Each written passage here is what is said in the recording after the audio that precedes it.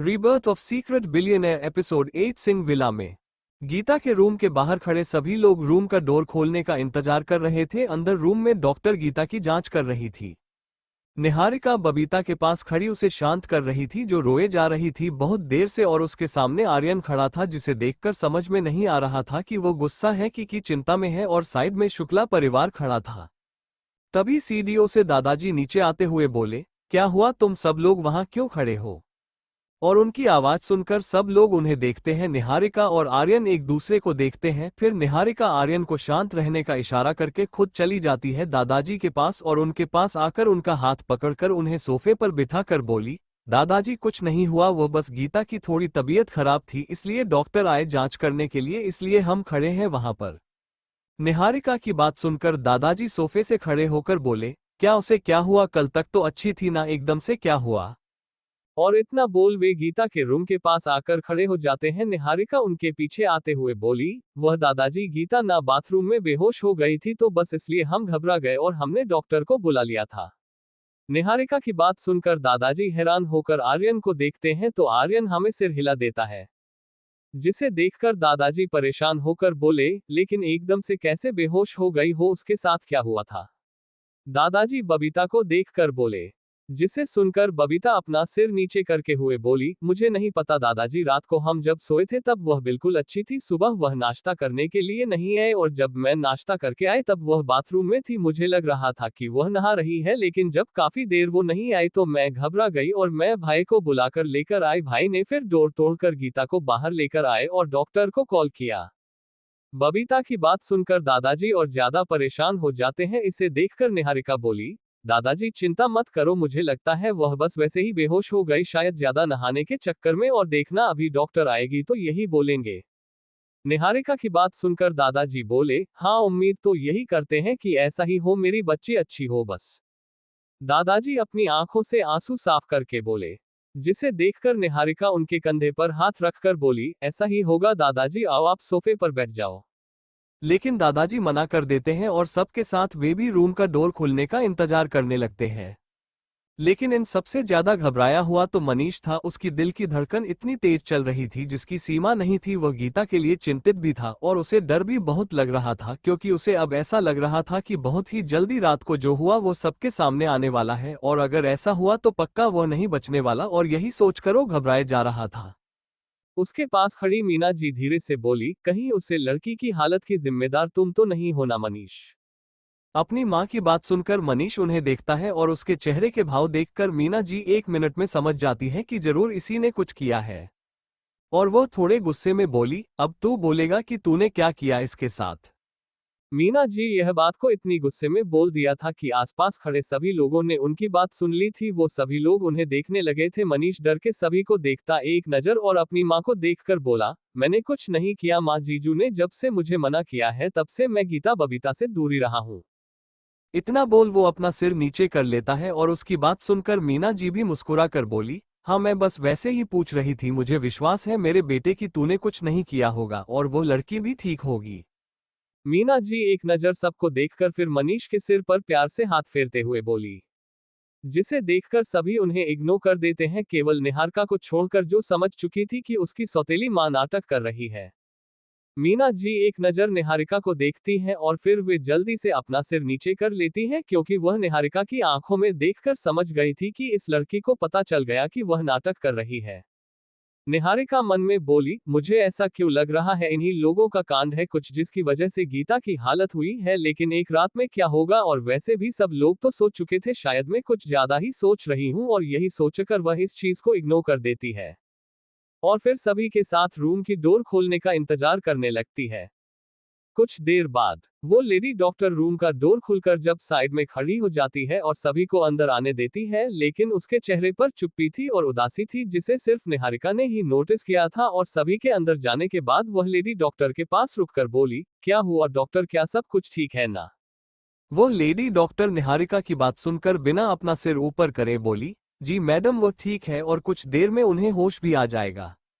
और डॉक्टर की बात सुनकर सभी लोग चैन की सांस लेते हैं। दादाजी गीता के पास बेड पर बैठकर उसके सिर पर हाथ फेरते हुए बोले, क्या हुआ गुड़िया, तुझे तू जानती है ना कि तेरे दादू तुझसे कितना प्यार करते हैं। अगर कोई बात हो तो बता दिया कर, और अपने भाई से भी गुस्सा थी तो हमें बताना चाहिए था ना। अब से तू आजाद है, जहां तो घूमना चाह वहां जा सकती है। ये तेरे दादा का वादा है और तुझे कोई नहीं रोकेगा। दादाजी आर्यन को देखते हुए बोले, थोड़े नाराजगी में जो अपना सिर नीचे कर लेता है उनकी बात सुनकर, क्योंकि उससे भी पछतावा हो रहा था कि उसकी डांट के चक्कर में इतना सब हो गया। अगर आज गीता को कुछ हो जाता तो खुद को कभी माफ नहीं कर पाता वो। बाकी सब तो गीता के पास बैठकर उसकी होश में आने का इंतजार कर रहे थे, पर निहारिका डॉक्टर को देखे जा रही थी। इसका एहसास उसे लेडी डॉक्टर को गया था और वह ना चाहते हुए भी अपना सिर ऊपर करके जब निहारिका को देखते हैं तो निहारिका हैरान हो जाती है उसे लेडी डॉक्टर की आंखों में नमी देखकर, और वह कुछ बोल पाती उससे पहले ही लेडी डॉक्टर अपने होठों पर उंगली रखकर उसे कुछ ना बोलने का इशारा करके बोली, आप मेरे साथ आओ मैडम, मुझे आपको कुछ बताना है। इतना बोल वे रूम से बाहर निकल जाती है, जिसे देखकर निहारिका आर्यन और बाकी सबको देखकर बोली, मैं अभी आए डॉक्टर से बात करके कि क्यों गीता के साथ ऐसा हुआ। और निहारिका की बात सुनकर सभी लोग उसे जाने का इशारा कर देते हैं और निहारिका भी रूम से बाहर आकर एक नज़र साइड में खड़े शुक्ला परिवार को देख कर के फिर घर से बाहर आ जाती है। वह लेडी डॉक्टर अपनी कार में अपना बैग रखकर निहारिका को अपने पास आता हुआ देखकर बोली, हम गार्डन में बात करें क्या। निहारिका पहले तो थोड़ी कंफ्यूज होती है, लेकिन फिर मुस्कुराकर हाँ में सिर हिला देती है, तो दोनों घर के गार्डन में चले जाते हैं बात करने के लिए। निहारिका लेडी डॉक्टर के साथ चलती हुई बोली, क्या हुआ डॉक्टर, आप मुझे यहाँ लेकर क्यों आ, ऐसी भी क्या बात थी जो आप सभी के सामने नहीं बताना चाहती थी। और आपकी आंखों में आंसू मैं पहली बार देख रही हूँ। किसी डॉक्टर ने अपने मरीज का इलाज किया और उसकी आंखों में आंसू आ गए। निहारिका को कंफ्यूज देखकर और उसकी बात सुनकर लेडी डॉक्टर के कदम वहीं रुक जाते हैं और वह पलटकर निहारिका को देखती है तो इस बार तो लेडी डॉक्टर की आंखों से आंसू बहने लगते हैं, जिसे देखकर निहारिका और ज्यादा घबरा और डर सी जाती है और वह इस घबराहट में बोली, डॉक्टर अब मुझे बहुत डर लग रहा है, प्लीज आप पहले रोना बंद कीजिए और मुझे बताइए कि मेरी गीता को क्या हुआ, वह ठीक तो है ना, क्या उसे कोई बीमारी है, देखिए आप जो है साफ साफ बताइए और रोना बंद कीजिए। इतना बोल उसकी आंखों में भी नमी आती है। और निहारिका की बात सुनकर लेडी डॉक्टर अपनी आंखों से आंसू साफ करके गहरी सांस लेकर बोली, सॉरी मैडम, लेकिन क्या करूं, लेकिन मैं एक डॉक्टर होने के साथ एक लेडी भी हूं, जिससे दर्द होता है जब उसके आगे ऐसा केस आता है जिससे सुनने मात्र आत्मा कांप उठती है, और मैंने तो देख लिया ऐसा केस। अब डॉक्टर की बात सुनकर निहारिका और ज्यादा घबरा जाती है और निहारिका इसे तरह घबराते हुए देखकर लेडी डॉक्टर सामने ब्रेंच की तरफ इशारा करके बोली, देखिए आप अभी से मत घबराएं, अभी आपको बहुत हिम्मत चाहिए मेरी बात सुनने के लिए, तो अपना दिल दिमाग से मजबूत कर लीजिए और आओ वहां बैठकर मैं आपको बताती हूँ आखिर ऐसा क्या हुआ कि मुझे रोना पड़ा। इतना वह लेडी डॉक्टर जाकर सामने बेंच पर बैठ जाती है और वह निहारिका को अपने पास आकर बैठने का इशारा करती है। लेडी डॉक्टर की बात सुनकर निहारिका को अंदर से बहुत ज्यादा डर लगने लगा था और वह नहीं सुनना चाहती थी गीता के बारे में कुछ भी बुरा, क्योंकि इतना तो उसे भी पता चल गया था कि कुछ बहुत बड़ी बात है जिसे सुनकर शायद उसकी भी आत्मा कांप उठेगी, लेकिन फिर उसे सुनना तो पड़ेगा। यही सोचकर वह अपनी आंखों से आंसू साफ कर जो किसी अनजान ही डर की वजह से आ चुके थे, और वह जाकर सीधा डॉक्टर के पास बैठकर उनके आगे बोलने का इंतजार करने लगती है। लेडी डॉक्टर निहारिका के अपने पास बैठते ही सामने लगे पेड़ पौधों को देखते हुए बोली, मुझे समझ में नहीं आ रहा मैं कैसे बोलूं, कभी सोचा नहीं था कि मेरे आगे भी ऐसा कोई केस आने वाला है जिसे देखकर मेरी आत्मा भी कांप उठेगी, लेकिन इस घर में मुझे आप ही समझदार लगी जो केस की गंभीरता अच्छी तरह से समझेंगे और मैं जैसा बोलूंगी आप वैसा कर सकती है। निहारिका लेडी डॉक्टर की बात सुनकर हाँ में सिर हिला देती है। इस समय उसने अपना दिल एक तरफ से पत्थर का कर लिया था और वह उसकी कोई भी बात सुनने को तैयार नहीं, वह सिर्फ डॉक्टर की सुनने पर फोकस कर रही थी, जिसके लिए उसने अपने हाथों की मुट्ठी भी कस ली थी। तभी लेडी डॉक्टर बोली, एक लड़की अपने जीवन में ऐसा दिन कभी नहीं देखना चाहेगी जो उसे लड़की ने देख लिया, जो इस समय बेड पर बेहोश पड़ी है, क्योंकि ऐसा होने के बाद किसी भी लड़की की पूरी जिंदगी खराब हो जाती है, साथ में उसके परिवार की भी।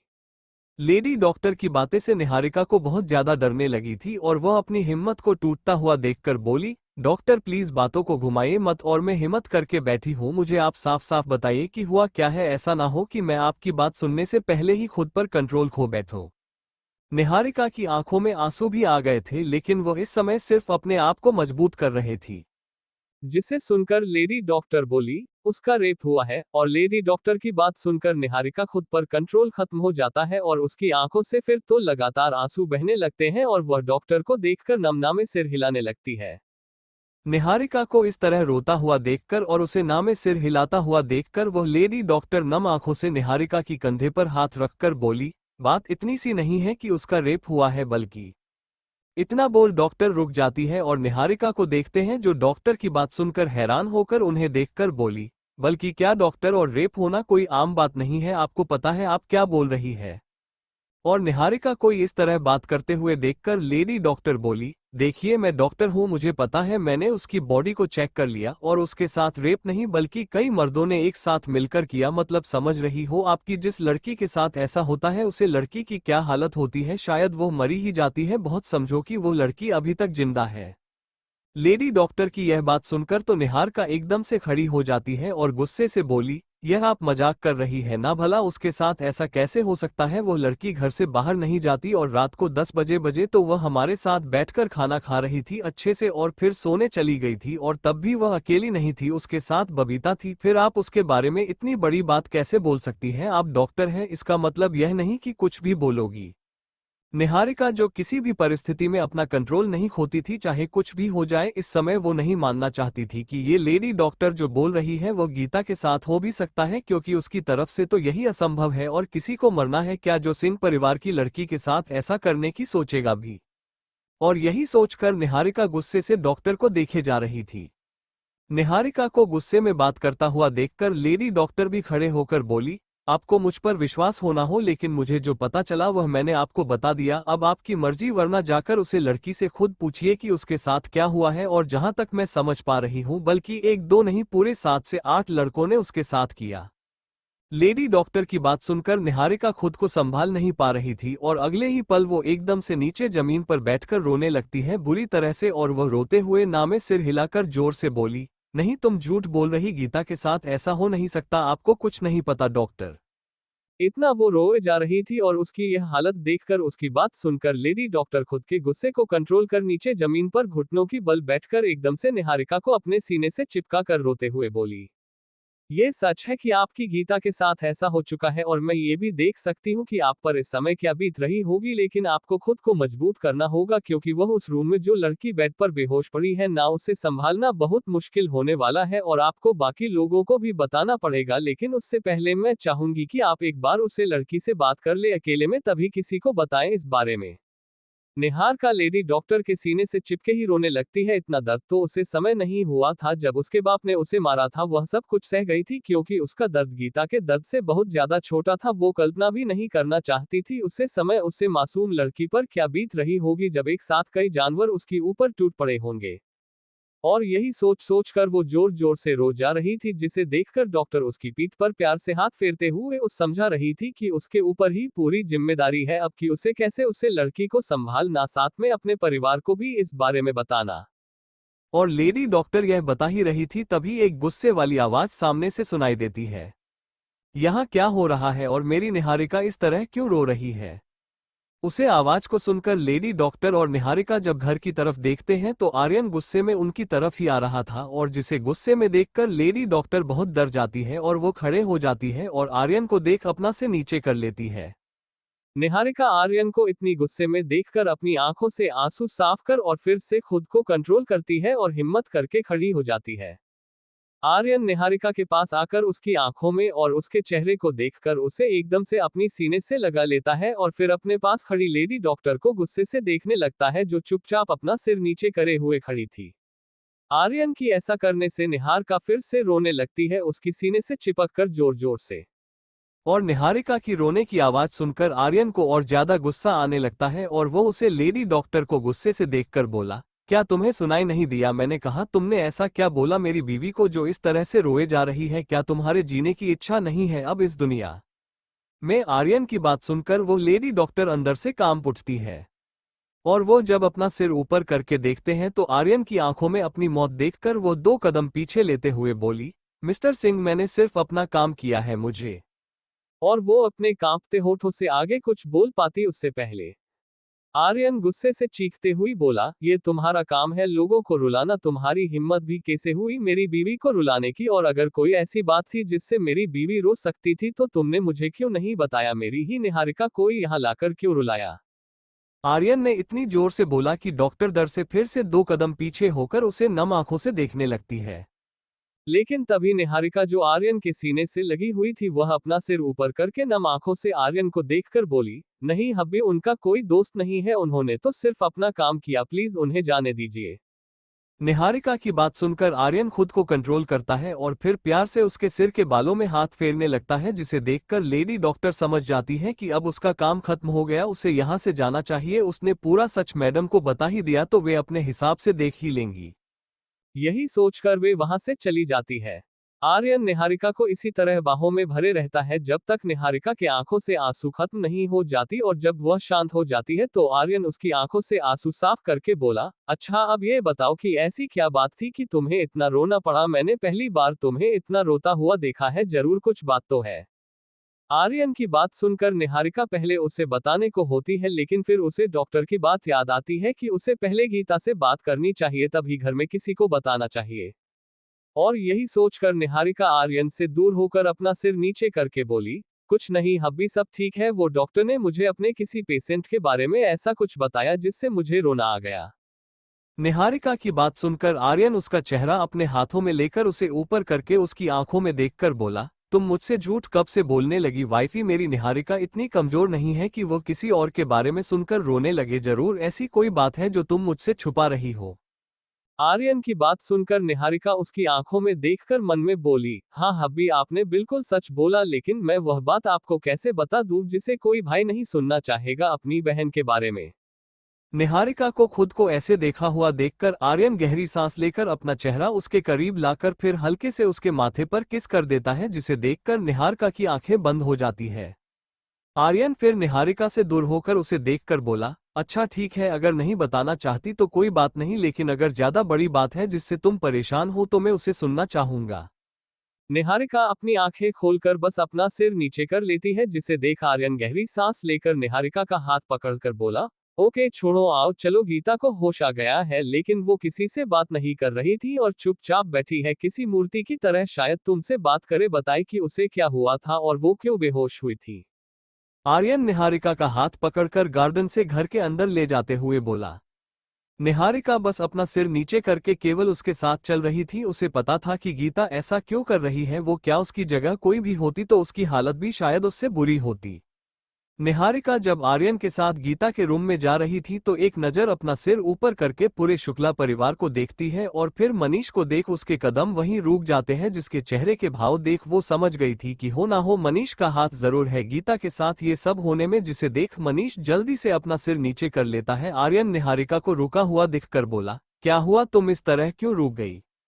जिसे सुनकर निहारिका आर्यन को देखकर नामे सिर हिलाकर अंदर रूम में चली जाती है और उसके पीछे आर्यन एक नजर सभी शुक्ला परिवार को देख वो भी अंदर चला जाता है रूम में। जिसे देख मनीष राहत की सांस लेता है, तभी उसे अपने ऊपर किसी की गुस्से भरी नजर महसूस होती है, जिससे मनीष जब अपना सिर मोड़कर देखता है तो मीना जी उसे गुस्से से देख जा रही थी, जिसे देखकर मनीष बोला, क्या हुआ माँ, आप मुझे इसे क्यों देख रही है। लेकिन वो आगे कुछ बोल पाता उससे पहले मीना जी उसका हाथ पकड़कर उसे उनके रूम की तरफ ले जाने लगती है, गुस्से में बिना कुछ बोले। जिसे देख सभी कंफ्यूज हो जाते हैं। राजीव जी ये देख राकेश जी और रवीना जी को देखते हैं तो वे दोनों भी कंफ्यूज थे। राजीव बोले, इन्हें क्या हुआ। राकेश जी बोले, पता नहीं जीजा जी, लेकिन दीदी कभी ऐसा नहीं करती, लगता है कुछ तो हुआ जो हमें नहीं पता। राकेश जी की बात सुनकर राजीव बोले, लेकिन क्या, और मनीष ने क्या किया, वो तो हमारे साथ ही रहता है, फिर वो क्या कर सकता है। जिसे सुनकर रवीना जी बोली, भाई साहब वो आपका बेटा है, ये मत भूलो, वो भी कर सकता है जिसके बारे में हम सोच भी नहीं सकते। और उनके बात सुनकर सभी एकदम से अपने रूम की तरफ जाते हैं, जहां मोना जी मनीष के आगे खड़ी होकर उसका हाथ अपने सिर पर रखे हुए थी और उसे देखकर कह रही थी कि उन्हें सच जानना है, जिसे देख सभी शौक रह जाते हैं।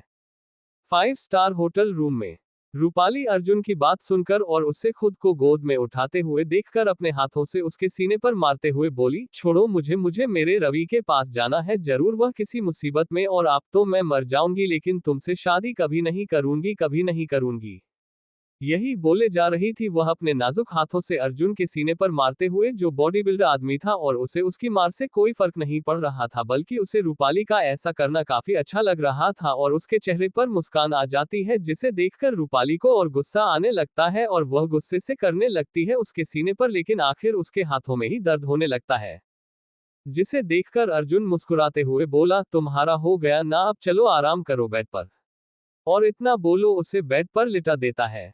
और उसके ऐसे करते ही रूपाली फिर से उठने को होती है, तो उससे पहले ही अर्जुन उसे उसके कंधे से पकड़कर उसे वापस लिटाते हुए अपना चेहरा बिल्कुल उसके चेहरे के पास लेकर आता है और फिर रूपाली की होठों की तरफ देखने लगता है, जिसे देखकर रूपाली जल्दी से अपना मुंह दूसरी तरफ मोड़ लेती है। और रूपाली की ऐसा करने से अर्जुन का खुद पर कंट्रोल हो जाता है, जो उसके होठों को देखकर वो खो रहा था। अर्जुन फिर सीधा बैठकर गहरी सांस लेकर बोला, अब सपने में भी तुम रवि का नाम नहीं लेना। अर्जुन की बात सुनकर रूपाली उसे गुस्से से देखकर बोली, सपना क्या, वह मेरे दिल और दिमाग में बसा जिसे तुम कभी नहीं निकल पाओगे। मिस्टर अर्जुन, अब मुझे सब कुछ समझ में आ गया है, तुमने ही यह सब किया जैसे देखकर मेरा रवि मुझसे नाराज होकर चला गया।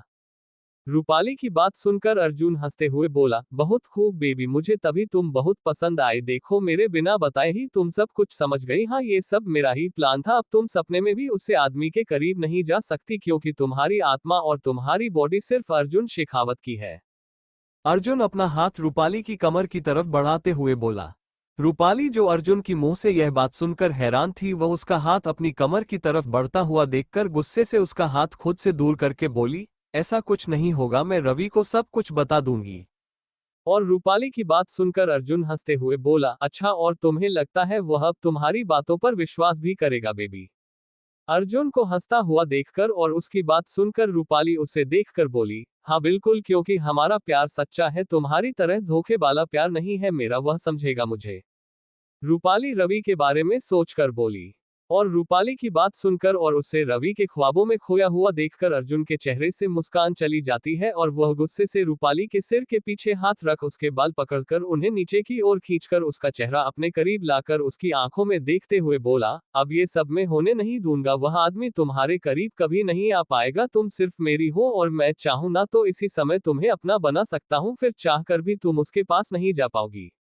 अर्जुन की बात सुनकर रूपाली के चेहरे पर डर वाले भाव आ जाते हैं, जिसे देखकर अर्जुन के चेहरे पर मुस्कान आती है और वह अपने दूसरे हाथ से रूपाली के चेहरे पर उंगली फेरते हुए बोला, चिंता मत करो बेबी, मैं तुम्हारे साथ ऐसा कुछ भी नहीं करने वाला, क्योंकि अर्जुन शेखावत को जबरदस्ती पसंद नहीं, और वैसे भी तुम तो अब मेरे दिल पर राज करोगी, तो तुम्हारे साथ ऐसा करने का मैं सोच भी नहीं सकता, लेकिन इसका मतलब यह नहीं कि हमारे बीच कुछ होगा नहीं। रूपाली अर्जुन की लास्ट बात सुनकर फिर से उसके चेहरे पर डर के भाव आ जाते हैं, जिन्हें देखकर अर्जुन बोला, चिंता मत करो, बहुत जल्दी तुम खुद मेरे साथ वह सब करने के लिए तैयार हो जोगी, राजी या गैर राजी। और इतना बोल वो अपने होठों को रूपाली के होठों के करीब लाने लगता है, जिसे देखकर रूपाली अपना चेहरा दूसरी तरफ मोड़ लेती है, लेकिन अर्जुन उसके चेहरे को वापस अपने चेहरे के सामने कर लेता है और उसे फिर से ऐसा नहीं करने देता है, जिसे देखकर रूपाली अपनी आंखें बंद कर लेती और उसकी आंखों से आंसू बहने लगते हैं। अर्जुन अपने होठों को उसके होठों के पास ला रहा था, जिसका एहसास रूपाली को हो रहा था, और वह मन में बोली, कहाँ हो रवि, तुम प्लीज बचाओ मुझे इस राक्षस से, वरना मैं तुमसे हमेशा के लिए दूर हो जाऊंगी, बचा लो अपनी रूपाली को।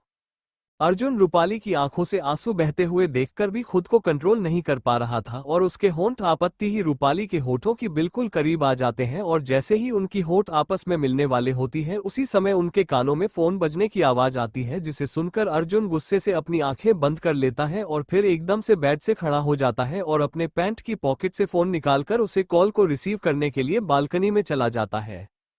और अर्जुन के ऐसे जाते ही रूपाली अपनी आंखें खोलती है और उसे न देखकर जोर जोर से रोने लगती है, अपने पैरों के घुटनों में अपना मुंह छुपाकर। काश उसने इस आदमी का चेहरा पहले ही देख लिया होता, जो इंसान के बीच में एक राक्षस है। रूपाली रोते हुए बोली, तुम कहाँ हो रवि, कहाँ हो, बचा लो मुझे, हमारा प्यार इतना कमजोर नहीं था कि एक छोटी सी गलतफहमी की वजह से तुम सब कुछ खत्म करके चले जाओगे, प्लीज आ जाओ मेरे पास। और इतना बोल वो जोर जोर से रोए जा रही थी। और इधर बालकनी में अर्जुन जब कॉल रिसीव करता है तो दूसरी तरफ से आवाज आती है, बॉस काम हो गया है, अब आगे बताइए क्या करना है। उसे एम्बुलेंस में अस्पताल ले जाया जा रहा है, आप बोले तो बीच रास्ते में ही उसे किडनैप करके खत्म कर दे, फिर कभी हिम्मत नहीं करेगा आपकी रास्ते में आने की।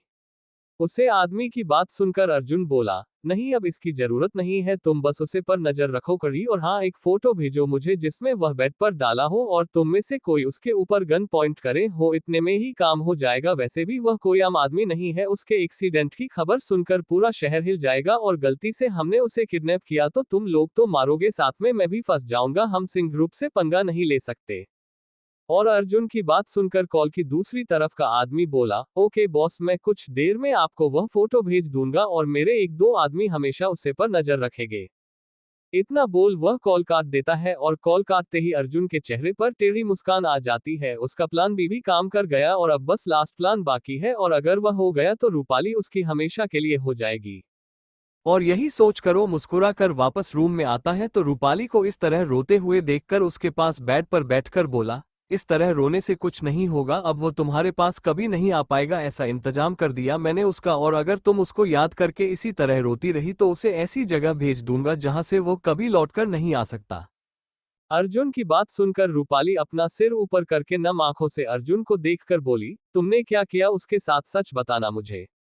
और रूपाली की बात सुनकर और उसे इस तरह खुद को देखते हुए देखकर अर्जुन के चेहरे पर मुस्कान आ जाती है, और वह अपना हाथ उसके चेहरे के पास लाने लगता है तो रूपाली अपना चेहरा दूसरी तरफ मोड़ लेती है, जिसे देखकर अर्जुन अपना हाथ पीछे लेते हुए बोला, ओके कोई बात नहीं, बहुत जल्दी तुम खुद मेरे करीब आओगी, और रही तुम्हारी उसे आशिक की बात तो उसका तो मैं सिर्फ छोटा सा एक्सीडेंट कराया है, लेकिन अगर तुम उसे याद करती रही और अपने खर्च कर दादाजी से ऐसा नहीं कहा कि मैं अर्जुन से शादी करने के लिए तैयार हूँ, वह भी जल्द से जल्द, तो जरूर मैं तुम्हारे उसे आशिक का टिकट काट दूंगा, वह भी ऊपर का, फिर रोती रहना उम्र भर, इसलिए मैं तुम्हें वार्निंग दे रहा हूँ, उसके बारे में सोचना बंद करो, क्योंकि अब तुम्हारे दिल और दिमाग में एक ही इंसान रहेगा, वह है मैं, अर्जुन शेखावत। और अर्जुन की बात सुनकर रूपाली हैरानी से उसे देखने लगती है, और रवि के एक्सीडेंट की खबर सुनकर तो वह अपने मुंह पर हाथ रख लेती है और नामे सिर हिलाकर बोली, नहीं नहीं, तुम झूठ बोल रहे हो, मेरे रवि को कुछ नहीं हुआ, ठीक है, और मैं ऐसा कुछ भी नहीं बोलने वाली, दादाजी को मर जाऊंगी लेकिन तुमसे शादी नहीं करूंगी, समझे तुम। रूपाली की बात सुनकर अर्जुन उसे गुस्से से देखता है, और वह आगे कुछ बोल पाता उससे पहले ही उसके फोन पर मैसेज आने की आवाज आती है, जिसे सुनकर वह अपने हाथ में लिए फोन को ऑन करके देखता है तो उसमें इस आदमी ने 2 फोटो और मैसेज किया था, बॉस काम हो गया।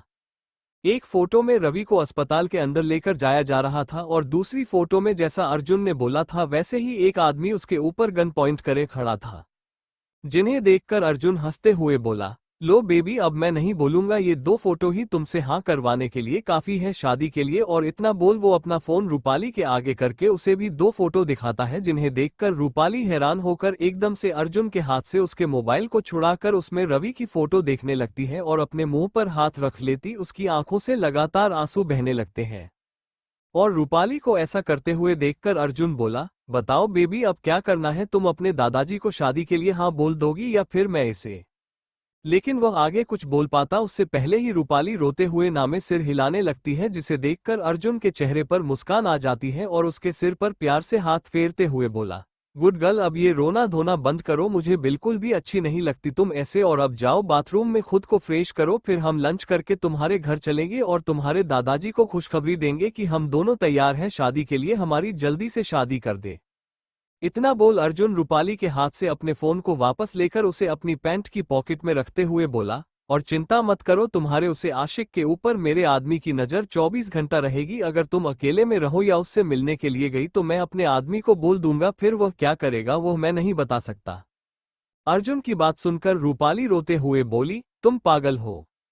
तो रूपाली की बात सुनकर अर्जुन उसकी गाल पर हाथ रखकर मुस्कुराते हुए बोला, हाँ बिल्कुल सही बोला तुमने, पागल हूं मैं, वह भी तुम्हारे प्यार में, और अब तुम इस पागल की रानी बनने वाली है तो खुश रहो, मुझे तुम्हारे चेहरे पर आंसू नहीं दिखने चाहिए वरना तुम्हारा आशिक नहीं बचेगा बेबी। और इतना बोल वो जोर जोर से हंसने लगता है, और उसे ऐसा करते हुए देखकर रूपाली को और ज्यादा रोना आ रहा था, कहाँ फंस गई हो वो इस पागल के चक्कर में, लेकिन अब उसके पास कोई रास्ता नहीं है, उसे अपने रवि के लिए करना ही होगा, और यही सोचकर वो अपनी आंखों से आंसू साफ करके चुपचाप बाथरूम में चली जाती है। सिंह विला। गीता के रूम में निहारिका आर्यन के साथ गीता के रूम में आती है तो वह देखती है कि गीता बेड पर चुपचाप बैठी और एक तक वह सामने दीवार की ओर देखे जा रही है, और बेड पर दादाजी और बबीता भी बैठे हैं जो उससे बातें कर रहे हैं, लेकिन गीता ना उनकी तरफ देख रही है ना उनकी बात का कोई जवाब दे रही है। सच में वह अभी किसी मूर्ति की तरह ही थी, और वह ऐसा क्यों कर रही है ये सिर्फ निहारिका ही समझ रही थी।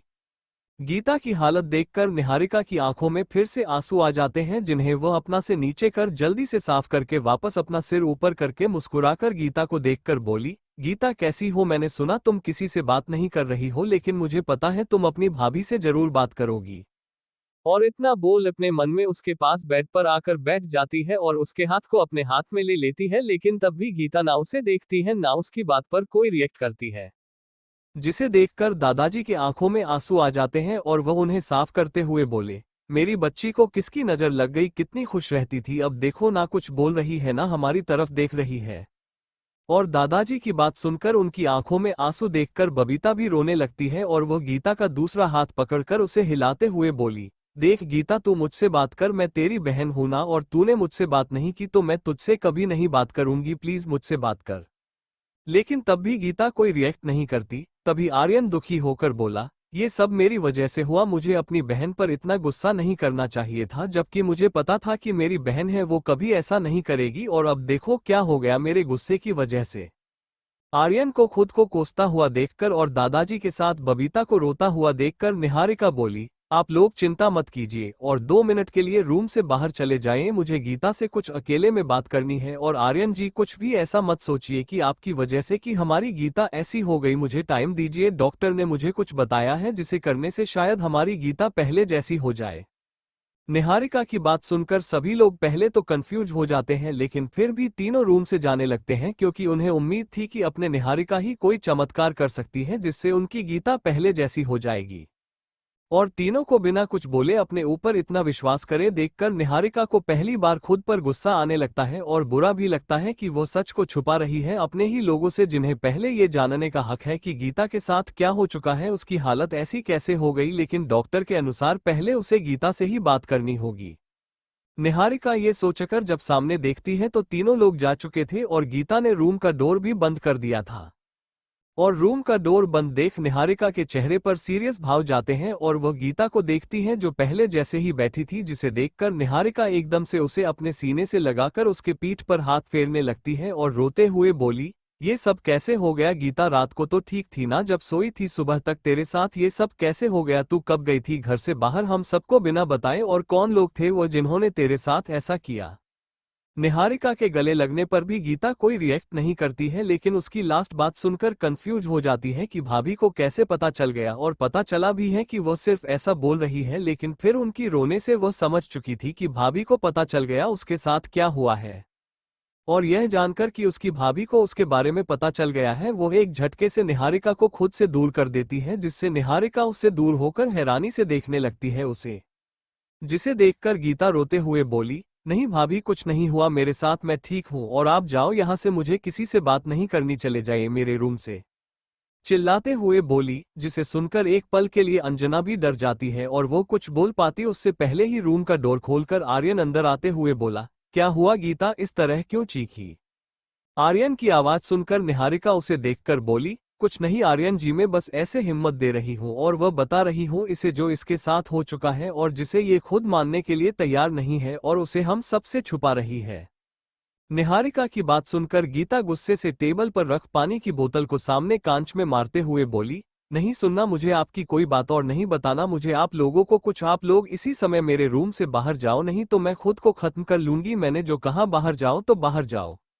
गीता फिर से जोर से चीखते हुए बोली, जिसे सुनकर घर के सभी लोग भी रूम में आकर आर्यन के पीछे खड़े हो जाते हैं और आर्यन हैरान था गीता की ऐसा करने से, और उसकी बात सुनकर सभी लोग गीता को पहली बार इतने गुस्से में ऐसा करते हुए देख रहे थे। रूम में साइड में कांच के टुकड़े पड़े हुए थे, जिन्हें देखकर निहारिका पलटकर नम आंखों से गीता को देखकर उसका चेहरा अपने हाथों में लेकर बोली, देख मेरी बच्ची, छुपाने से कुछ नहीं होगा, तुझे इस सब से बाहर आना ही पड़ेगा, जिसमें मैं तेरी हेल्प कर सकती हूँ, तू मेरी बात।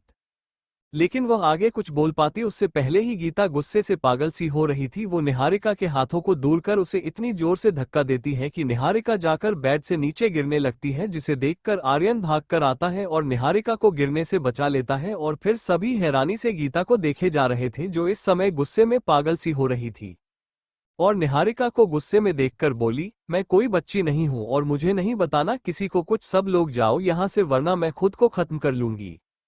गीता टेबल पर रखे फल के कटोरे में से चाकू को लेकर उसे अपनी गर्दन पर रख लेती है और फिर सभी को गुस्से से देखकर बोली, बाहर जाओ, मुझे अकेला छोड़ दो। और उसे ऐसा करता हुआ देखकर और उसकी बात सुनकर सभी लोग काफी डर जाते हैं। आर्यन जो निहारिका को पकड़े हुए था वो उसे उठाकर सही से खड़ा करके गीता को देखकर बोला, ओके ठीक है, हम सब लोग जा रहे हैं, लेकिन तुम खुद को चोट मत पहुंचाना। चाकू मुझे दो पहले। और वह एक हाथ से सभी को बाहर जाने का इशारा करता है और दूसरे हाथ गीता की तरफ बढ़ाने लगता है।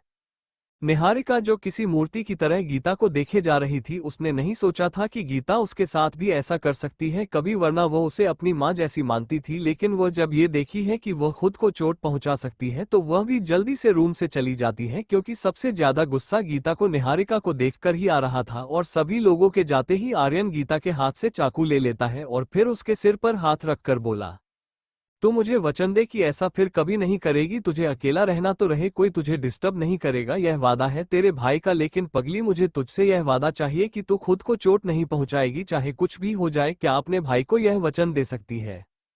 आर्यन की बात सुनकर गीता हाँ मैं सिर हिला देती है नम आंखों से और उसके हाथ पर अपना हाथ रख देती है, जिसे देखकर आर्यन मुस्कुरा गीता के माथे पर किस करके प्यार से उसके सिर के बालों में हाथ फेरते हुए बोला, ओके मैं जा रहा हूँ और तुम भी अब आराम करो और कोई तुझे डिस्टर्ब नहीं करेगा। यह वादा है तेरे भाई का, जैसे तूने मुझे वादा किया ना कि तो खुद को चोट नहीं पहुंचाएगी, वैसे ये तेरे बिना इजाजत के कोई इस रूम में अब कदम नहीं रखेगा।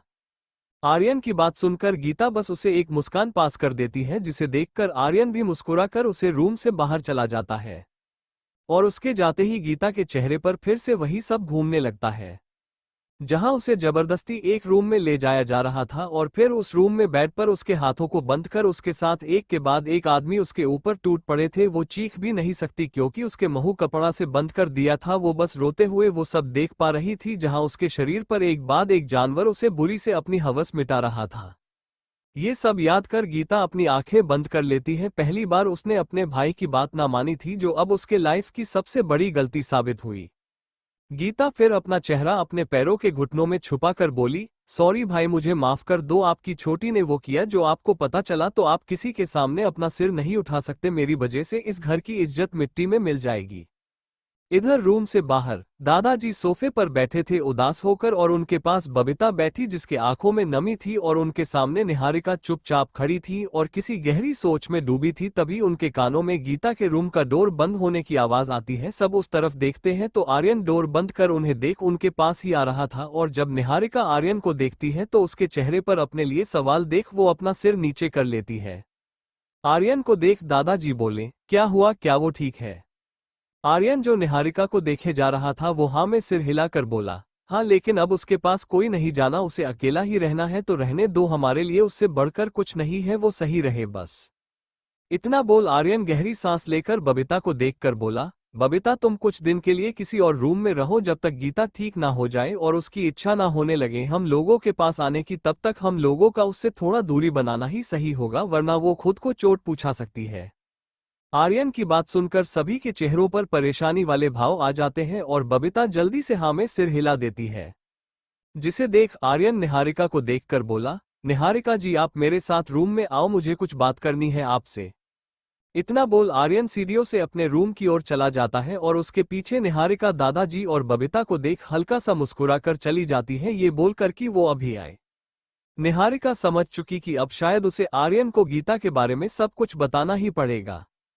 रूपाली के घर के बाहर ब्लैक रंग की कार आकर रुकती है, जिसमें से पहले ड्राइविंग सीट से अर्जुन उतरता है और फिर वह घूमकर कार की दूसरी साइड का डोर खोलता है, और जैसे ही अपना हाथ आगे बढ़ाता है तो रूपाली उसके हाथ को इग्नोर करके अपने घर के अंदर जाने को होती है। रूपाली का ऐसा व्यवहार देखकर अर्जुन कार का डोर बंद करके उसे देखते हुए बोला, लगता है तुम्हें मेरी बात समझ नहीं आई बेबी।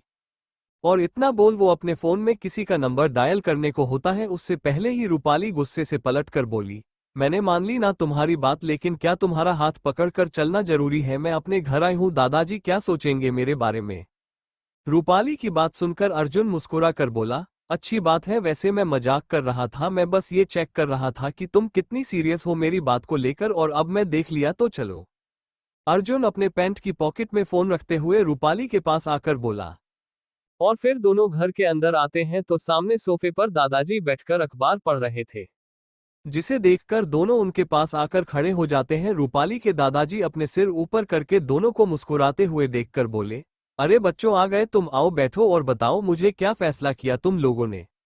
दादाजी दोनों को सामने सोफे पर बैठने का इशारा करके बोले, और जिसे सुनकर दोनों सामने सोफे पर बैठ जाते हैं। रूपाली अर्जुन से थोड़ा दूर बैठती है, लेकिन अर्जुन उसके पास आकर बैठ जाता है और फिर मुस्कुराकर दादाजी को देखकर बोला, दादाजी, मैं और रूपाली जी ने फैसला किया कि हम दोनों एक दूसरे के लिए परफेक्ट हैं और हम जल्दी से जल्दी शादी करना चाहते हैं। आप बोले तो हम कल ही कर सकते हैं और मैं अपने घर वालों से बात कर लूंगा, वे भी तैयार है। अर्जुन की बात सुनकर दादाजी हैरान और खुश दोनों हो जाते हैं और फिर रूपाली को देखकर बोले, रूपाली बेटी, क्या अर्जुन बेटा सच बोल रहा है? तुम खुश हो ना इस शादी से? रूपाली जो अपना सिर नीचे करके बैठी थी और खुद को रोने से कंट्रोल कर रही थी, वह दादाजी की बात सुनकर भी कुछ नहीं बोलती है। अर्जुन जब ये देखता है तो वह धीरे से अपना हाथ रूपाली के हाथ पर रख देता है, जिसका एहसास होते ही रूपाली बस हाँ में सिर हिला देती है। और दादाजी कोई बात अजीब तो लगती है, लेकिन वह इतने खुश कि इस चीज पर ध्यान नहीं देते। दादाजी फिर अर्जुन को देखकर बोले, ओके, जैसे तुम दोनों की मर्जी, मैं तो शुरू से ही खुश था शादी से, तो फिर कल ही करते हैं सगाई और शादी दोनों एक साथ। क्यों रूपाली बेटा, सही बोला ना मैंने? दादाजी की बात सुनकर रूपाली की आंख से एक आंसू निकलकर नीचे गिरता है, जिस पर अर्जुन अपना प्यार रख लेता है जल्दी, और वह दादाजी को देखकर रूपाली का हाथ कसके पकड़कर बोला, दादाजी, मेरी होने वाली बीवी ना अभी से शर्मा रही है देखो। और आपको पता है, जब हम लोग शादी के बारे में रेस्टोरेंट में बातें कर रहे थे खाना खाते हुए, तो मुझसे ज्यादा खुश यही थी। इसका तो कहना था कि आज ही कर लो, लेकिन फिर मैंने सोचा कि आज इतनी जल्दी करना अच्छा नहीं होगा, तो कल करते हैं। और इस समय मैं अपने में घर भी बात कर ली, भी लोग भी तैयार हो गए। अब आपकी इजाजत मिल गई है तो अच्छा है ना, आज से ही हम तैयारी करते हैं, कल दोनों एक साथ करेंगे। अर्जुन की बात सुनकर दादाजी खुश हो जाते हैं और फिर वे एक नौकर को मिठाई लाने को बोलते हैं, और वह नौकर एक थाल में मिठाई लेकर आता है, जिससे दादाजी अपना मुंह मीठा करते हैं। और फिर अर्जुन बर्फी की चौकी लेकर उसे पहले रूपाली के आगे करके धीरे से उसके कान में बोला, रवि। और उसका ये बोलना काफी था, जिससे रूपाली काम उठती है और वो जल्दी से थोड़ी सी बर्फी अपने मुंह में रख लेती है। दादाजी मुस्कुराने लगते हैं। अर्जुन अपना मुंह मीठा करता है और उठकर जाने से पहले अर्जुन रूपाली के कान में बोला, धीरे से, कोई चालक ही मत करना और दादाजी को खबर नहीं होनी चाहिए मेरे बारे में, वरना तुम्हारा वो आशिक नहीं बचेगा। और तैयार रहना, मैं शाम को आऊंगा तुम्हें आखिरी बार शादी से पहले उसे आशिक से मिलाने के लिए। इतना बोल अर्जुन मुस्कुराकर खड़े होकर दादाजी के पैर छूते हुए बोला, तो दादाजी अभी इजाजत दीजिए, तैयारी भी करनी पड़ेगी घर पर।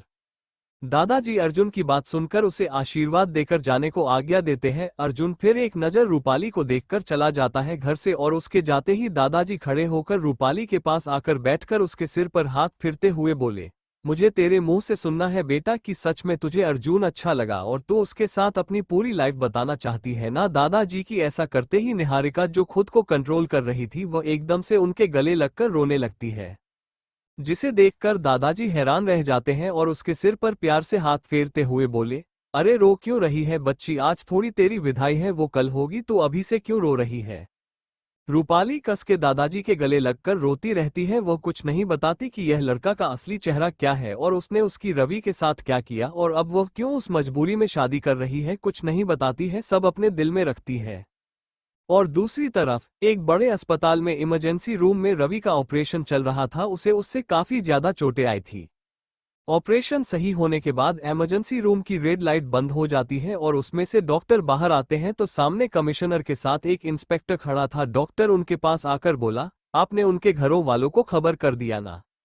डॉक्टर की बात सुनकर वो कमिश्नर और इस इंस्पेक्टर एक दूसरे को देखते हैं। इंस्पेक्टर बोला, डॉक्टर को देखकर, डॉक्टर बात ऐसी है कि आप जिसका ऑपरेशन करके आए ना, वो इतना बड़ा और हमारी पहुंच से ऊपर का आदमी है कि जिसकी एक्सीडेंट की खबर सुनकर ही मुंबई तो मुंबई पूरी दुनिया हिल सकती है। तो हम ये बात सबको तो नहीं बता सकते और उनके घर वालों को तब तक नहीं बता सकती जब तक कि हमें ये पता नहीं चल जाता कि वह ठीक है कि नहीं। अगर उन्हें कुछ हो गया तो पक्का कमिश्नर सर की जॉब चली जाएगी।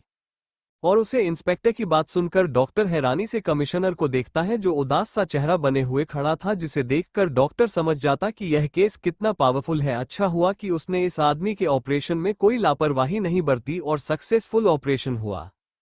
डॉक्टर यह सोच ही रहा था, तभी कमिश्नर सर बोले, क्या हुआ डॉक्टर, आपने बताया नहीं कि रवि सर इस टाइम कैसे हैं, क्या वो ठीक है ना? बोलते समय भी कमिश्नर काफी घबराए हुए लग रहा था, जिसे देखकर डॉक्टर बोला, हाँ वो ठीक है, मैंने उनकी सारी चोटों पर पट्टी कर दिए और शायद कुछ देर बाद उन्होंने होश भी आ जाए, तो आप चाहे तो बता सकते हैं उनकी फैमिली वालों को, वरना आपके साथ मुझे और इस अस्पताल को भी भुगतना पड़ सकता है।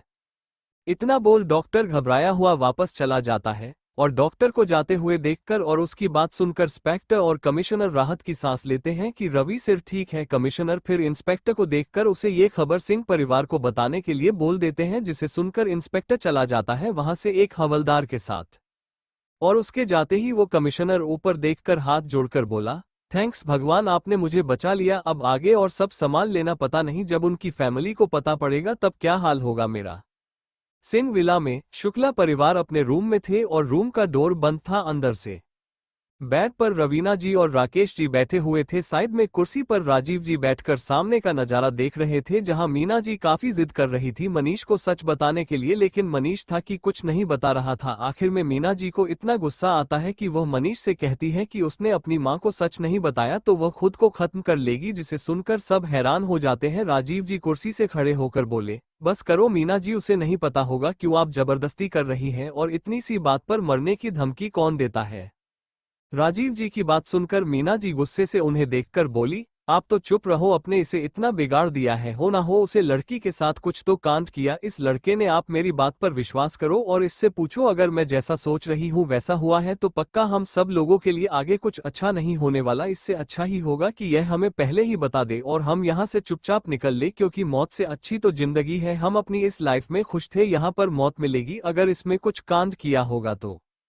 और उनकी बात सुनकर सभी के चेहरे पर डर वाले भाव आ जाते हैं। रवीना राकेश जी के साथ एकदम से बेड से खड़े होकर नामे सिर हिलाने लगती है, उन्हें नहीं मरना, ना उन्हें ऐसी दौलत चाहिए। राजीव जी फिर मनीष के सामने खड़े होकर उसे देखकर बोले, मनीष मैं आज तक तुझे किसी चीज के लिए रोका नहीं और डांटा नहीं, लेकिन इसका मतलब यह नहीं कि मैं तुझे मार नहीं सकता। मेरा गुस्सा बहुत खराब है, इसलिए मैं जो पूछूं उसका जवाब हाँ या ना में देना। और राजीव जी की बात सुनकर मनीष के चेहरे पर पसीना आ जाता है। वह जानता था यह आदमी नहीं जानवर है, जो अपनी बेटी को नहीं छोड़ा वो उसे क्या छोड़ेगा। और तभी राजीव जी बोले, उसे लड़की के साथ तूने कुछ किया है कि नहीं, हाँ या ना। राजीव जी की बात सुनकर मनीष डरते हुए बोला, डेड वो मैंने कुछ नहीं किया। लेकिन मनीष ने कुछ नहीं किया इस बात से सब खुश तो हो जाते हैं, लेकिन उसकी लेकिन ने सभी को फिर से डरने पर मजबूर कर दिया था। मीना जी घबराई हुई उससे बोली, लेकिन क्या उसके साथ क्या हुआ है।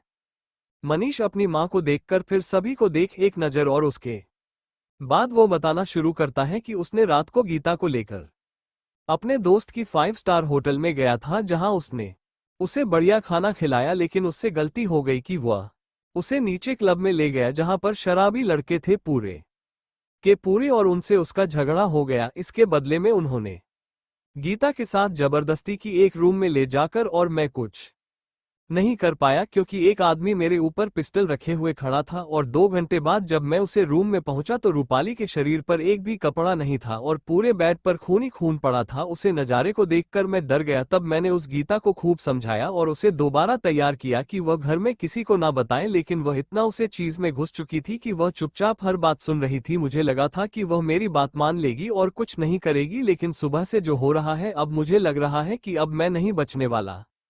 और मनीष की बात सुनकर सभी लोग अपने मुंह पर हाथ रख लेते हैं। राजीव जी को इतना गुस्सा आता है कि वह एक जोर का थप्पड़ दे मारते हैं मनीष के गाल पर, और फिर तो उसके गाल पर लगातार थप्पड़ पड़ते रहते हैं। मीना जी भी उन्हें नहीं रुकती है और वह मनीष को मारते हुए बोले जा रहे थे, कितनी आग भरी है तेरे अंदर, अरे इतनी ही लड़कियां लगती हैं तुझे तो जाकर किसी कोठे पर जाना, वहीं रहना वहीं मारना, क्यों हमारी जिंदगी को बर्बाद करने पर है आप। तेरी वजह से हम में से कोई नहीं बचेगा। मैंने जो निहारिका और इस परिवार पर थोड़ा विश्वास जताया था ना, तेरी इस कांड में सब खत्म कर दिया।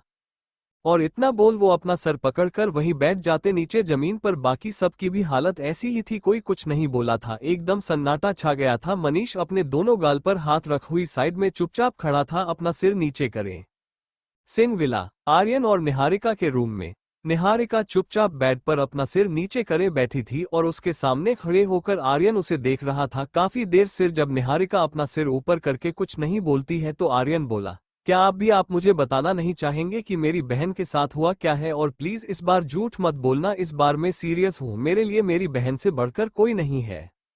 और आर्यन की बात सुनकर निहारिका अपना सिर ऊपर करके उसे देखती है, जो उसे सीरियसली उसे देखे जा रहा था, जिसे देखकर निहारिका गहरी सांस लेकर बोली, मुझे ज्यादा नहीं पता इस बारे में, लेकिन डॉक्टर ने मुझे जो बताया वो मुझे पता है, और यह कब हुआ कैसे हुआ यही मैं गीता से पूछ रही थी, जिसने मुझे बताने से साफ मना कर दिया, और फिर वो सब हुआ जो आपको पता है।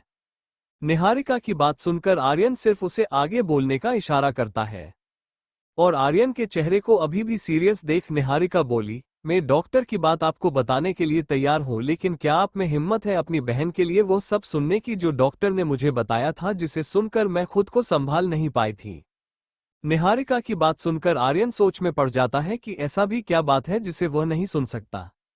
और उसे सोचता हुआ देखकर निहारिका बोली, ये बात ऐसी कुछ है जो एक भाई अपनी बहन के बारे में कभी नहीं सुनना चाहेगा, और आपको मैंने यह बात बताई तो पक्का आप अपने ऊपर कंट्रोल खो बैठोगे। मैं वैसे गीता को नॉर्मल करके उसके साथ आपको और दादाजी को बात बताने वाली थी आराम से, लेकिन अब मुझे लगता है मुझे ये बात अकेले ही आपको बतानी पड़ेगी। निहारिका की बात सुनकर आर्यन थोड़े कड़क आवाज में बोला, आप वो सब छोड़िए और बात ये बताइए, और चिंता मत कीजिए, मैं इतना कमजोर भी नहीं हूँ किस बात को सुन ना पाऊँ, और इतना गुस्सैल इंसान भी नहीं हूँ कि उसे बात को सुनकर खुद पर कंट्रोल न कर पाऊँ। आप मुझे बताइए, मैं पूरी बात सुनना चाहता हूँ, क्योंकि मुझे मेरी बहन के साथ क्या हुआ ये जानना है बस। आर्यन की बात सुनकर निहारिका हाँ में सिर हिलाकर बोली, तो डॉक्टर ने मुझे गीता के बारे में बताया कि उसके साथ कुछ लोगों ने रेप किया है। इतना बोल निहारिका अपनी आंखें बंद कर लेती है। और निहारिका की बात सुनकर आर्यन सच में पूरा हिल जाता है और वह गुस्से में बोला, आप झूठ बोल रही हैं, मेरी बहन के साथ ऐसा नहीं हो सकता, और वह घर से बाहर ही नहीं जाती है तो उसके साथ ऐसा कैसे हो सकता है? आप और वो डॉक्टर दोनों झूठ बोल रहे हैं, ऐसा कुछ नहीं हुआ। आर्यन निहारिका की पूरी बात को एक तरह से खारिज कर देता है कि ऐसा हो ही नहीं सकता, जिसे सुनकर निहारिका अपनी आंखें खोलकर नम आंखों से उसे देखकर बोली, यही बात मैं डॉक्टर को बोली थी तो उन्होंने मुझे बताया था कि वो डॉक्टर है, उन्हें सब पता है, और गीता की बॉडी को देखकर ऐसा पता चल रहा है कि ऐसा हुआ है। मुझे भी पूरी तरह से विश्वास नहीं था, लेकिन जब मैं ये बात गीता के साथ करनी चाहती थी तो उसमें जैसा व्यवहार किया ना, उससे यह बात पक्की हुई उसके साथ ऐसा हो चुका है। ये कब हुआ कैसे हुआ मुझे नहीं पता, ये सब वही बता सकती है हमें। इतना बोल वो अपना सिर ऊपर करके सामने देखती है तो आर्यन को देखो हैरान रह जाती है, क्योंकि आर्यन अपना सिर पकड़े हुए था और उसे देख ऐसा लग रहा था कि वह किसी भी समय बेहोश हो सकता है। ये देखकर निहारिका जल्दी से खड़े होकर आर्यन को उसके कंधे से पकड़ने को होती है तो आर्यन निहारिका को खुद से दूर करके बोला, दूर रहो आप मुझसे, आप झूठ बोल रही हो, तुम सब झूठ बोल रहे हो, कुछ नहीं हुआ मेरी बहन के साथ, मैं नहीं मान सकता, नहीं नहीं मैं नहीं मान सकता। यही बोलकर उसकी आंखें बंद हो जाती हैं और एकदम से नीचे गिरने लगता है। निहारिका जो आर्यन की ऐसा करने से हैरान थी, जब वह आर्यन को नीचे बेहोश होता गिरता देखी है तो जल्दी से उसे पकड़ लेती है और नीचे बैठकर उसका सर अपनी गोद में रख जोर जोर से रोने लगती है। ये सब क्या हो रहा है? कल तक इतना हंसता खेलता परिवार के साथ एकदम से क्या हो गया? निहारिका फिर आर्यन के सर को अपने सीने से चिपकाकर रोते हुए बोली, सॉरी हब्बी, यह सब मेरी वजह से हुआ है और मुझे अब पूरा विश्वास हो गया कि यह किसने किया, और तो ये सब की जिम्मेदारी में ही हुई ना। और सच कहती है मेरी सौतेली माँ, मैं मनहूस हूँ। जब शुक्ला परिवार में रहती तो सब कुछ वहाँ बुरा हो रहा था, और अब आपके परिवार में आई तो यहाँ भी सब कुछ बेकार कर दिया। ये सब मेरी वजह से हो रहा है। काश हम कभी मिले नहीं होते तो ये दिन आज आपको नहीं देखना पड़ता, और ना मुझे आपको इस तरह देखना पड़ता। निहारिका फिर रोते हुए अपना सिर ऊपर करके बोली, माँ क्यों आपने मुझसे जैसी मनहूस लड़की को पैदा किया जिसने एक हंसते खेलते परिवार को बर्बाद कर दिया। इतना बोल वो आर्यन को कसके की अपनी सीने से लगा ही रोई जा रही थी, और फिर कुछ सोचकर एकदम से अपनी आंखों से आंसू से साफ करके बोली, मुझे जल्दी से आपको और सिंह विला को छोड़कर जाना होगा, तभी यहाँ पर सब कुछ सही हो सकता है। हाँ यही सही रहेगा, अगर मैं आपके पास रहेगी तो आप और आपके परिवार के ऊपर कोई ना कोई मुसीबत आती रहेगी। मुझे जाना होगा, यहाँ से सब कुछ छोड़कर जाना होगा। यही सोचकर वह आर्यन का सिर खुद से दूर करके उसे पहले जी भर के उसके चेहरे को देखते हैं और फिर उसकी होठों पर अपनी होठों रख उसे किस करने लगती है। वह इस एहसास को अपने दिलो दिमाग में बसाना चाहती थी ताकि अलग होने के बाद इस एहसास को याद करके वो जी सके और उसे आर्यन की ज्यादा याद ना आए। निहारिका आर्यन के होठों पर तो कभी उसके गालों पर तो कभी इसके कानों पर को उसके हर एक बॉडी के चीज को किस कर रही थी। करीब 1 घंटे बाद वैसा ही करते रहती है और फिर रोते हुए खड़ी हो जाती है और आखिरी बार अपने आर्यन को जी भर कर देखती है और फिर एकदम पलटकर अपने मुंह पर हाथ रख देती है। उसके आंसू रुकने का नाम नहीं ले रहे थे। काश उसने पहले ही यह सब कर लिया होता और पहले ही भाग गई होती तो ये दिन नहीं देखना पड़ता। उसका पति बेहोश पड़ा है और वो उसे इस हालत में छोड़कर जा रही है, लेकिन अभी नहीं गई तो पर कभी नहीं जा पाएगी। उसको पता है उसका आर्यन फिर उसे कभी नहीं जाने देगा, और यही सोच कर वो अपने आंखों से आंसू साफ कर फिर रूम से बाहर निकल जाती है। 1 से 2 घंटे बाद आर्यन एकदम से अपनी आंखें खोलता है और आंखें खोलते ही उसे वह सब कुछ याद आने लगता है और वह गुस्से से खड़ा होकर बोला, मैं उन लोगों को नहीं छोड़ूंगा जिसने मेरी बहन के साथ ये किया है निहारिका जी। लेकिन वह इतना बोल अपने आसपास देखा है तो उसे निहारिका कहीं नहीं दिखाई देती। ये देखकर वह काफी कंफ्यूज हो जाता है कि निहारिका कहाँ चली गई, लेकिन वह ये सोचकर कि निहारिका नीचे होगी वह खड़ा होता है। सबसे पहले बाथरूम में जाकर अपने चेहरे को धोता है और वह रूम में बाहर आकर टॉवल से अपना चेहरा साफ कर ही रहा था, तभी उसके रूम के बाहर बबीता आकर बोली, भाई। वह बाहर पुलिस आई और उनका कहना है कि बबीता की बात सुनकर आर्यन पलटकर उसे देखकर बोला, पुलिस पुलिस क्यों आए हैं और क्या बोल रहे हैं वे लोग। इतना बोल आर्यन बबीता के साथ सीढ़ियों से नीचे आते हुए बोला, और तुम्हारी भाभी कहाँ है। आर्यन की बात सुनकर बबीता कंफ्यूज होकर बोली, पता नहीं भाई, मैं तो अपने रूम में थी, मुझे भी गार्ड अंकल ने आकर बताया कि पुलिस आए हैं तो मैं उनसे बात की तो वह आपको या दादाजी को बुला रहे हैं। आर्यन बबीता की बात सुनकर हैरान हो जाते कि निहारिका कहाँ गई है, लेकिन फिर वो सबसे पहले सामने खड़े इंस्पेक्टर के पास जाकर बोला, क्या हुआ इंस्पेक्टर। आर्यन को देख इंस्पेक्टर बोला, हेलो सर, मुझे कमिश्नर सर ने भेजा है यह आपको बताने के लिए आपके भाई रवि सर का एक्सीडेंट हुआ था आज सुबह 11 बजे के करीब। और उसे इंस्पेक्टर की बात सुनकर आर्यन और बबीता हैरान रह जाते हैं। तभी दादाजी सीढ़ियों से आते हुए बोले, क्या हुआ, पुलिस क्यों आई है घर में। और दादाजी की आवाज सुनकर सब लोगों ने देखे बबीता भागकर दादाजी के पास आकर बोली, दादाजी इंस्पेक्टर साहब बोल रहे हैं कि हमारे रवि भाई का एक्सीडेंट हुआ है सुबह।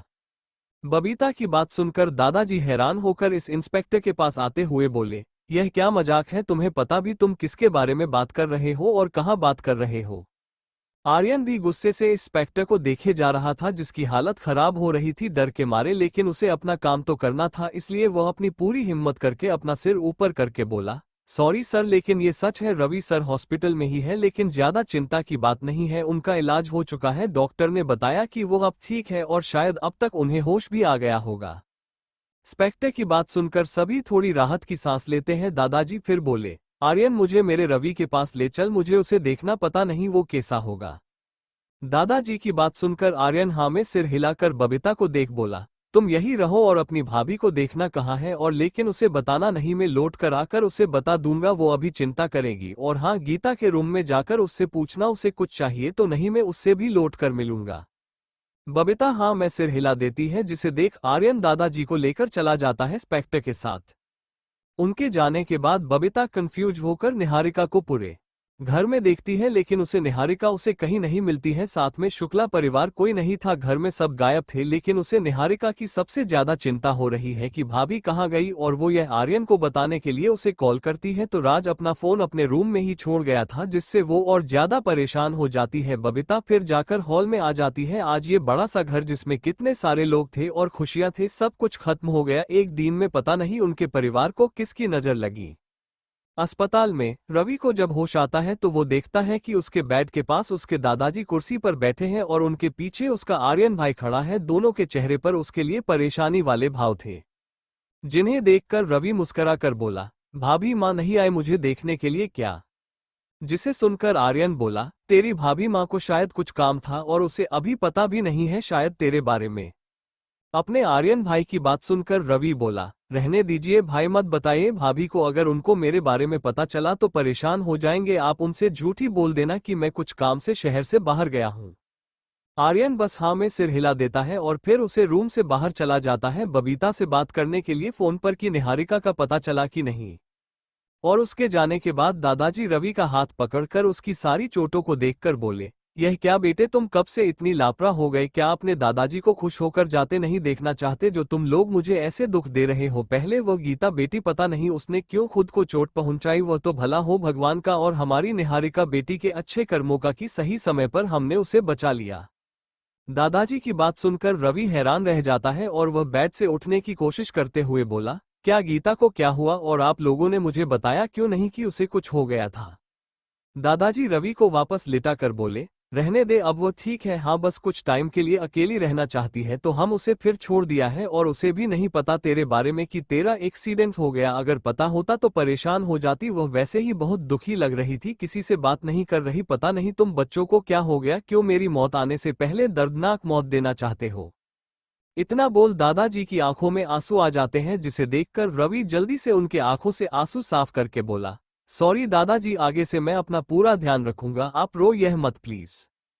रवि की बात सुनकर दादाजी बोले, सुबह से कोशिश कर रहा हूं कि ना रू, लेकिन तुम लोग मुझे मजबूर कर रहे हो। पहले गीता ने खुद को चोट पहुंचाई, अब तुम्हारे साथ यह हो गया। पता नहीं अब और कौन सी मुसीबत आने वाली हमारे घर पर। जैसे तैसे तो खुशी आई थी निहारिका बेटी के आने से, और अब फिर से भगवान हमारे साथ ऐसा कर रहा है। पता नहीं क्या चाहता है। दादाजी दुखी होकर बोले। तब रवि उन्हें समझाता है कि कुछ बुरा नहीं होगा, उनके साथ सब अच्छा हो जाएगा। तो दादाजी बोलते हैं, क्यों ने भी यही उम्मीद है। तभी हॉस्पिटल के बाहर एक ब्लैक रंग की कार आकर रुकती है, जिसमें से पहले अर्जुन बाहर आता है बढ़िया काले कपड़े पहने हुए, और फिर वह अपनी कार की दूसरी साइड का डोर खुलता है तो उसमें से रूपाली बाहर आती है बढ़िया सा लहंगा पहने हुए। उन्हें देखकर ऐसा लग रहा था कि वह अभी शादी करके आए हो। अर्जुन के हाथ में शादी का कार्ड भी था। रूपाली अर्जुन को देखकर बोली, क्या तुम मुझे 2 मिनट दोगे रवि से अकेले में बात करने के लिए। रूपाली की बात सुनकर अर्जुन मुस्कुरा कर बोला, हाँ जरूर, लेकिन तुम्हें भी मेरी एक बात माननी पड़ेगी। जिसे सुनकर रूपाली कंफ्यूज होकर उसे देखने लगती है तो अर्जुन बोला, तुम्हें अपने आशिक के आगे ऐसा दिखाना कि तुम मुझसे शादी करने के लिए बहुत खुश हो और तुम मजबूरी में रवि के साथ थी। अर्जुन की बात सुनकर रूपाली उसे हैरानी सी और गुस्से से देखने लगती है, जिसे देखकर अर्जुन उसके कान में धीरे से बोला, बेबी यह मत भूलो कि यहाँ पर मेरे आदमी है जिनकी नज़र 24 घंटे तुम्हारे आशिक पर है। अगर तुमने ऐसा दिखाया कि तुम मजबूरी में मुझसे शादी कर रही हो या तुम अभी भी उससे प्यार करती हो तो मेरे आदमी उसे गोली मार देंगे।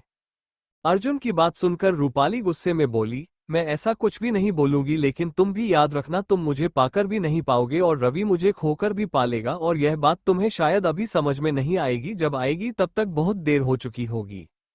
रूपाली की बात सुनकर अर्जुन थोड़ी देर के लिए हैरान होता है, लेकिन फिर उसके चेहरे पर मुस्कान आ जाती है और वो उसकी कमर में हाथ डाल उसे खुद से चिपका कर बोला, कोई बात नहीं, तुम मुझे चाहिए राजी गैर राजी। और फिर दोनों अस्पताल के अंदर जाकर एक आदमी के साथ लिफ्ट से रवि के रूम की तरफ चले जाते हैं, और रवि के रूम के बाहर आकर वह आदमी बाहर ही खड़ा हो जाता है। और रूपाली अर्जुन के साथ रूम के अंदर आती है तो वह देखती है कि अंदर बेड पर रवि लेटा हुआ था और वह अपने पास बैठे दादाजी से बात कर रहा था।